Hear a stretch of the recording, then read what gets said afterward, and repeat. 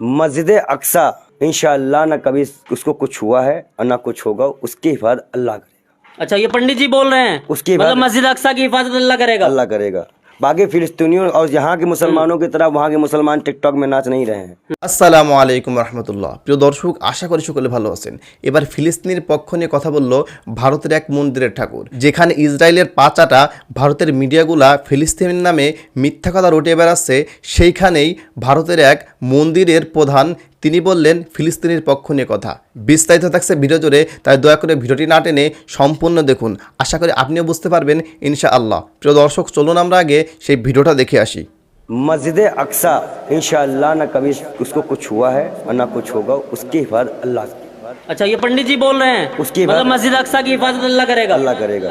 बाकी फिलिस्तीनियों और यहाँ के मुसलमानों की तरह वहाँ के मुसलमान टिकटॉक में नाच नहीं रहे हैं, गाना नहीं गा रहे हैं, पठान में पैसे नहीं उड़ा रहे हैं।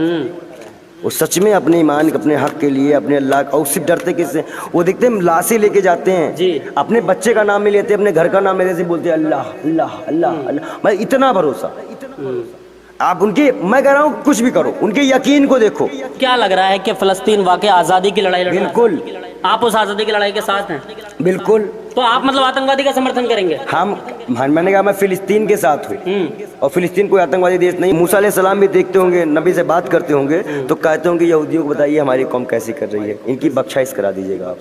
वो आखिरी नबी मोहम्मद साहब को नहीं मानते हैं। आप मानते हैं? बिल्कुल मानते हैं। कुरान रखे हैं, बिल्कुल मानते हैं। हदीस पढ़ते हैं, बिल्कुल मानते हैं। बेगानी शादी में अब्दुल्ला दीवाना, इतने अंधभक्त है, बेगानी की शादी में दीवाने हो रहे हैं। तो लोग इजराइल जा रहे हैं लड़ने के लिए कि मैं इजराइल जाऊंगा लड़ने के लिए उनकी तरफ से, तो मैं फिलिस्तीन के तरफ लड़ने जाऊंगा।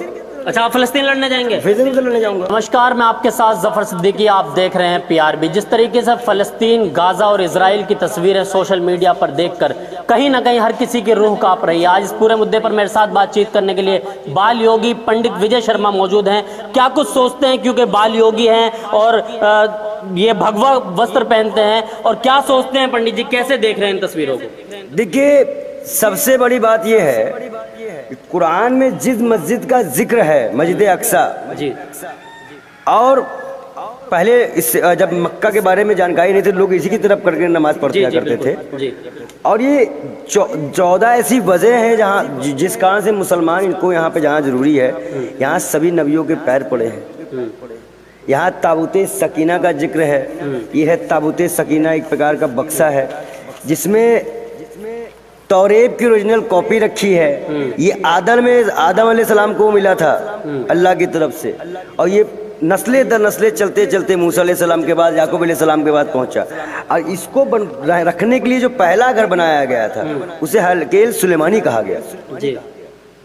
और ये बात आज इजराइल की फिलिस्तीन लेने की नहीं है, बात इसको शहीद करके यहाँ पर हलकेल सुलेमानी बनाने की जिद है।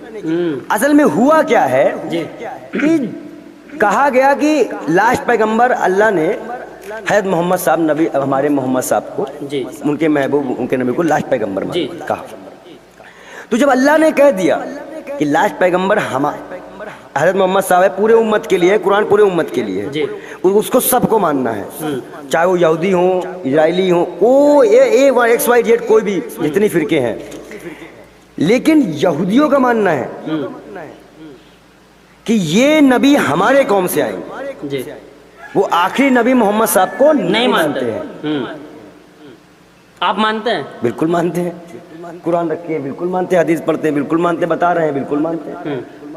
अब सबसे बड़ी बात यह है कि ये मस्जिद अक्सा जो इतनी पाक साफ है, जहाँ पे फिलिस्तीनियों का दिल बसता है और पूरे विश्व के मुसलमानों का दिल बसता है जी। लेकिन 1948 में जब हिटलर ने इनको भगाया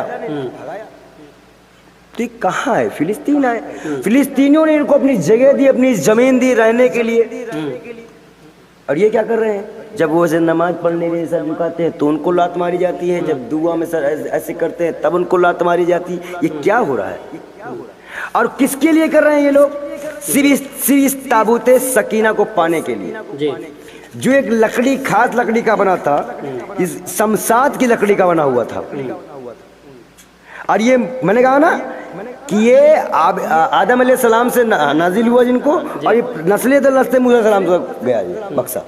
ये ताकतवर बस्ता था, इसको इजरायली युद्ध में ले जाया करते थे, खोल के रख दिया करते थे, तो उनके अंदर से डर खत्म हो जाया करता था कि अल्लाह का हाथ उनके, उन्होंने कई जंगें जीती हैं इससे। इसे मूसा अलैहिस्सलाम का जो है ओरिजिनल तारूत है, अंगूठी के एक हमारे कई नबी की अंगूठी है, उनका जुतिया है, हासा है, काफ़ी चीज़ें उसमें नबियों की रखी है, इसलिए वो ताकतवर हुआ है, उसमें अल्लाह की रहमत है। अब कहा जाता है कि ये बक्सा वहाँ है, कहाँ पे? मस्जिद अक्सा के नीचे, जहाँ पे हज़रत मोहम्मद साहब ने मिराज का सफ़र तय किया था। लेकिन वो बक्सा अल्लाह ने 4 फरिश्तों को बुलवा के उठवा लिया है। कई मौलाना बयान दे रहे हैं कि मस्जिद अक्सा में ये बक्सा है। अब एक मौलाना का बयान मैं देख रहा हूँ चैनलों पर, वो झूठ बोल रहा है, वो मस्जिद अक्सा को शहीद कराने की साजिश है। कोई बक्सा कहीं नहीं है, वो बक्सा अल्लाह के पास है। लेकिन लोग जो हैं वो फ़लस्तीनियों को आतंकवादी कह रहे हैं, आप आतंकवादी के समर्थन में क्यों उतर रहे हैं? हमारे ज़मीन पे कोई कब्जा करेगा तो हम आतंकवादी कहेंगे, अपने आप को छुड़वाने के लिए जाएंगे, हम आपका माइक छीन लेते हैं इससे, हैं? अब आप इसको लेने के लिए जो संघर्ष करोगे उसे आतंकवाद कहेंगे? क्या पागलपन की बात है। और हिंदुस्तान का रिकॉर्ड में 1947 से लेकर अब तक एक भी प्रधानमंत्री ने फिलिस्तीन इजराइल का समर्थन नहीं किया। फिलिस्तीन इजराइल मामले मौजूदा प्रधानमंत्री तो कर रहे हैं ना इजराइल, मौजूदा प्रधानमंत्री कुछ भी करें उससे हमसे क्या मतलब है? तो आप मतलब आतंकवादी का समर्थन करेंगे? मैंने कहा मैं फिलिस्तीन के साथ हूँ, और फिलिस्तीन कोई आतंकवादी देश नहीं, उसका अस्तित्व में नाम है। लगातार जितने लोग आप देखिए कमेंट्स में जाकर लोग जय श्री राम लिख रहे हैं लगातार। आप तो जय श्री राम मेरा नारा हम तो बोलेंगे। लोग कह रहे हैं जय श्री राम बोल रहे हैं इस वजह से कि भाई मोदी जी ने समर्थन करा इजराइल का। जय श्री राम हम कल भी बोलते हैं, जय श्री राम। देखिए फिलिस्तीन और अच्छा ही बताओ, इजरायली और फिलिस्तीन भाई भाई पूछो कैसे? मूसा की उम्मत ये है और नबी की उम्मत ये है, ईसाई है ईसा की उम्मत, इस्माइल से मामला चलते चला आया था, किससे? तो ये अपने भाइयों में ही। अच्छा, बेगानी शादी में अब्दुल्ला दीवाना, इतने अंधभक्त है, बेगानी की शादी में दीवाने हो रहे हैं। 1000 लोगों को लेके अजय सिंह जा रहे हैं वहाँ लड़ने। मणिपुर चले जाए, औकात है तो जी है, औकात तो चले मणिपुर, हम भी चलते हैं साथ में। हम खुद इनके चरण जोड़ों के पियेंगे, जो कूद रहा था वो उनको ले चले। ये सब दलाली है, दलाली वाला काम बंद कर दीजिए। ये सब नमूने हैं बेमतलब के, इनको ना अपने धर्म की नॉलेज है, ना इस्लाम की नॉलेज है, ना ये राम को जानते हैं। आप बताइए 8 किलोमीटर तक जो बच्ची चली थी उज्जैन महाकाल में, वो बेटी दर्द से चीखती हुई जो बेहोश हो गई थी, कि उसका जो खून धरती में गिरा था बलात्कार के बाद। आप सोचिए, क्या वहां पे कोई हिंदू मुसलमान सिख ईसाई नहीं था? क्या कोई इंसानी नहीं था? क्यों गेट बंद कर लिया गया? क्या इतना कोई इंसान है? और ये इन्हीं जैसे लोगों की मानसिकता है जो समाज में फैलती जा रही है। हम अमन की बात करेंगे, शांति की बात करेंगे, और स्वतंत्र फिलिस्तीन की बात करेंगे, जो अटल जी का बयान है, भाजपा के प्रधानमंत्री अटल जी का बयान है कि भारतीय जनता पार्टी की सरकार आ चुकी है। अब सब लोगों को लगता होगा कि हम इजराइल का साथ देंगे, लेकिन नहीं, अरबों की कब्जाई जमीन को यहूदियों को खाली करना पड़ेगा, ये अटल जी का बयान है। तो भाजपा किसको मान रही है? हमारे पास कुरान के मुताबिक सबूत है, हमारे पास राजनीतिक सबूत है, हमारे पास विदेश नीति के सबूत है। किस तरह जस्टिफाई आप चाहते हैं हम कर दें? अब तो लेकिन पंडित जी इजराइल ने जो है वो पानी बिजली सब कुछ बंद करने की बात। आप भी बताइए, यूक्रेन रसिया का युद्ध हुआ जी, कहीं पानी बिजली बंद किया रसिया ने यूक्रेन का? यूक्रेन रसिया का नहीं किया ना, नहीं किया। ये युद्ध के खिलाफ है ना? तो जालिम कौन है? आतंकवादी कौन है? जलील कौन है? मतलब आतंकवादी है। क्यों भाई? इजराइल आतंकवादी। आपका मामला हमास से था ना, आप गांजा पट्टी के ऊपर बात कर रहे हो, मासूम बच्चों क्यों मार रहे हो?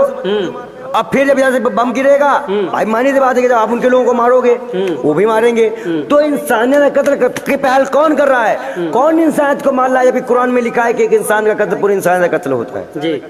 कुरान के 8वें पारे 28वें पारे में लिखा है कि अगर कोई गैर मुस्लिम गैर हिंदू गैर ईसाई कोई भी धर्म अगर आपसे अच्छे ताल्लुकात रखता है तो आपको अच्छे ताल्लुकात रखना चाहिए। अच्छे ताल्लुकात रखने वाले को अल्लाह जो है रहमत देता है, उसको ज़कात देनी चाहिए, उसकी मदद करनी चाहिए, उसको गिफ्ट देने चाहिए। ये कुरान कहता है। अब जो कुरान नहीं मानेगा उसे हम क्या कहेंगे? उसे मुसलमान कहेंगे? नहीं कहेंगे। जो गीता नहीं मानेगा उसे हिंदू कहेंगे? नहीं कहेंगे। तो इजरायली कौन सी कुरान मान रहे हैं? कौन से अल्लाह को मान रहे हैं? और अल्लाह को मान रहे हैं तो उनके प्यारे, सबसे प्यारे नबी, सबसे प्यारे महबूब जी, जिनका नाम लेने में आंखों से आंसू गिर जाते हैं, रुआं खड़ा हो जाते हैं और आदमी जो है ऐसे करता है जी। उन नबी के लिए आप उनके उम्मतियों को लात मारते हो जब भी उनकी बात करते हैं।